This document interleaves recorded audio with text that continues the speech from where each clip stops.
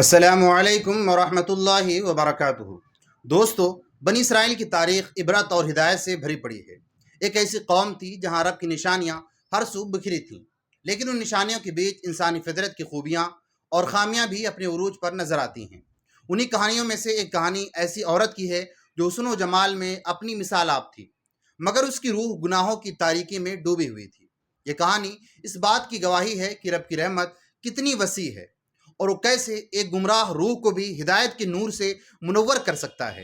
ایک ایسے نوجوان کی کہانی ہے جس کا ایمان اور خدا کا خوف ایک عورت کی زندگی کا رخ موڑ دیتا ہے۔ پھر وہ عورت توبہ کی ایسی مثال بنتی ہے جسے سن کر آج بھی دل کانپ اٹھتے ہیں۔ آئیے بنی اسرائیل کی اس داستان توبہ کا احوال سنتے ہیں۔ ایک ایسی عورت جو حسن و جمال کی ملکہ تھی، مگر اس کا دل گناہوں کی تاریک محل میں قید تھا۔ اس کا نام ہر لب پر بدکاری کے مترادف تھا۔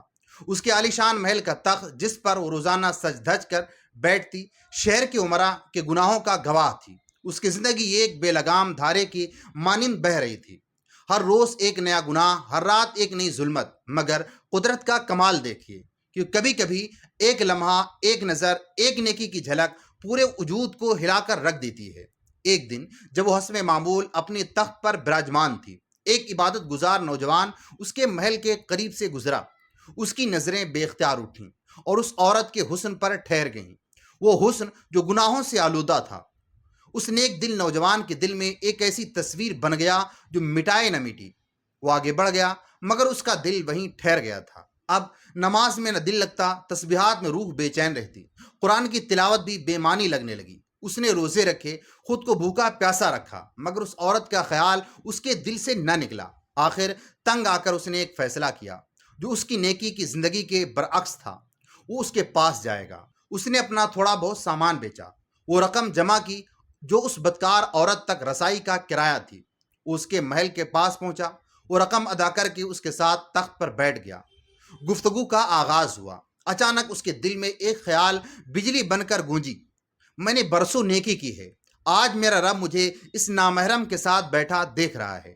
یہ خیال آتے ہی اس پر اللہ کا خوف غالب آ گیا۔ اس کا جسم کانپنے لگا، چہرہ زرد پڑ گیا اور خوف سے اس کے ہوش اڑ گئے۔ عورت نے حیرانی سے پوچھا، کیوں کانپ رہے ہو؟ کیا ہوا تمہیں؟ نوجوان نے بمشکل کہا، میری طبیعت ٹھیک نہیں ہے۔ عورت نے کہا، جس مقصد کے لیے آئے ہو اسے پورا کرو اور جاؤ۔ مگر اس نوجوان نے نفی میں سر ہلایا۔ عورت حیران رہ گئی۔ اس نے اپنی زندگی میں ایسا مرد نہیں دیکھا تھا جو اس تخت پر بیٹھے اور پھر بنا گناہ کیے چلا جائے۔ تم کون ہو اور کیا چاہتے ہو؟ اس نے پوچھا۔ نوجوان نے بتایا، میں فلاں بستی کا فلاں ہوں، میں نے اپنی عمر مسلح پر گزاری ہے اور آج میرا اللہ مجھے تیرے ساتھ بیٹھا دیکھ رہا ہے۔ یہ کہتے ہی اس کی آنکھوں سے آنسو بہ نکلے اور اٹھ کر وہاں سے چل پڑا۔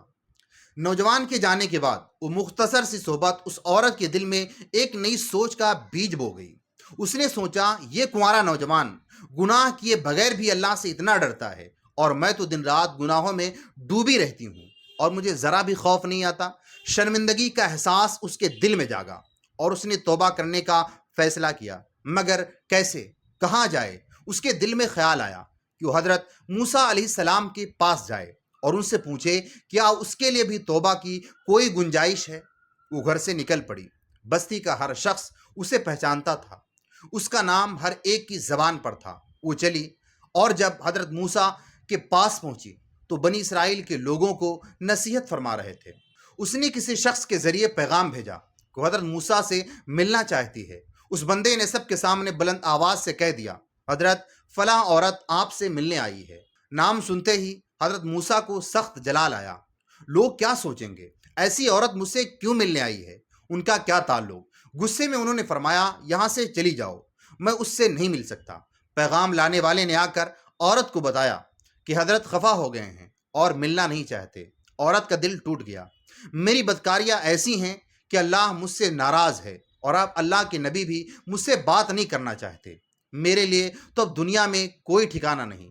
اداس اور بوجھل قدموں کے ساتھ وہاں سے واپس آ گئی اور اسے سمجھ نہیں آ رہا تھا کہ اب کیا کرے۔ اس نے گھر آ کر دروازہ بند کر لیا۔ اسے کسی بزرگ سے سنا ہوا تھا کہ جب بندہ اپنے رب کو منانا چاہے تو اسے سجدہ کرنا چاہیے۔ اسے اور کوئی راستہ نظر نہیں آ رہا تھا۔ اس نے ایک جگہ مصلی بچھایا اور اللہ کے سامنے سجدے میں گر گئی۔ پوری رات اس نے عبادت میں گزاری، اس امید میں کہ اللہ اسے معاف کر دے۔ اگلے دن اس کے دل میں ایک اور خیال آیا، میں عورت ہوں، اکیلی اس مکان میں نہیں رہ سکتی، جتنے لوگوں نے میرے ساتھ بدکاریاں کی ہیں وہ مجھے یہاں رہنے نہیں دیں گے، بہتر ہے کہ میں اس جگہ کو چھوڑ دوں۔ اس نے فیصلہ کر لیا کہ یہاں سے چلی جائے گی۔ اس نے خود کو سادہ کپڑوں میں لپیٹا تاکہ کوئی اس کے کپڑوں یا حسن کو دیکھ کر پہچان نہ سکے۔ پھر اس نے سوچا، عورت ذات ہوں، کہاں جاؤں گی؟ اسی وقت اس کے دل میں اس نوجوان کا خیال آیا، وہ جس کے دل میں اللہ کا اتنا خوف تھا کہ وہ کانپ اٹھا تھا۔ کیوں نہ میں اس نیک بندے کے پاس چلی جاؤں اور اس کی خادمہ بن کر رہ جاؤں، ممکن ہے وہ مجھے نکاح میں قبول ہی کر لے۔ وہ اس نوجوان کی بستی کی طرف چل پڑی اور ڈھونڈتی ہوئی اس کے گھر پہنچ گئی۔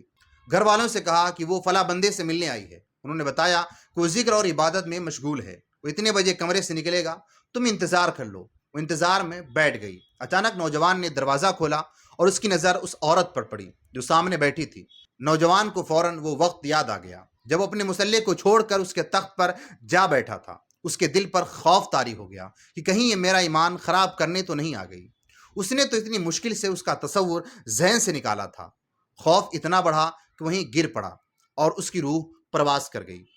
اس کی وفات پر گھر والے بھی غمگین تھے اور عورت کو بھی شدید دکھ ہوا۔ خیر 3 دن کے بعد اس عورت نے گھر والوں کو بتایا کہ وہ کس نیت سے آئی تھی۔ انہوں نے کہا، وہ تو اب دنیا سے چلا گیا ہے، اس کا ایک بھائی ہے، اگر وہ تمہارے ساتھ نکاح کر لے تو تم اس کے ساتھ نکاح کرو گی؟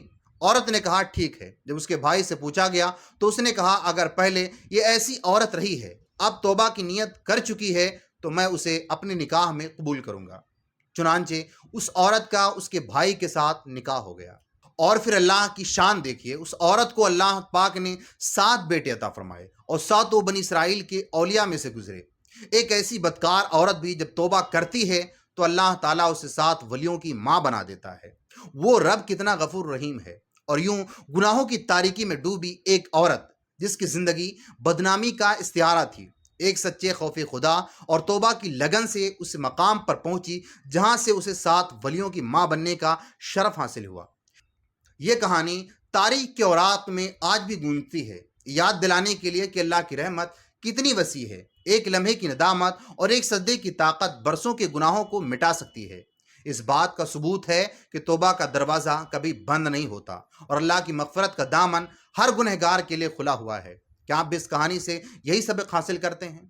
اللہ تبارک و تعالی ہم تمام لوگوں کو بھی سچی توبہ کرنے کی توفیق عطا فرمائے اور گناہوں سے اجتناب کرنے کی توفیق عطا فرمائے۔ السلام علیکم ورحمۃ اللہ وبرکاتہ۔ ہماری کہانی کیسی لگی ہے کمنٹ کر کے ضرور بتائیں۔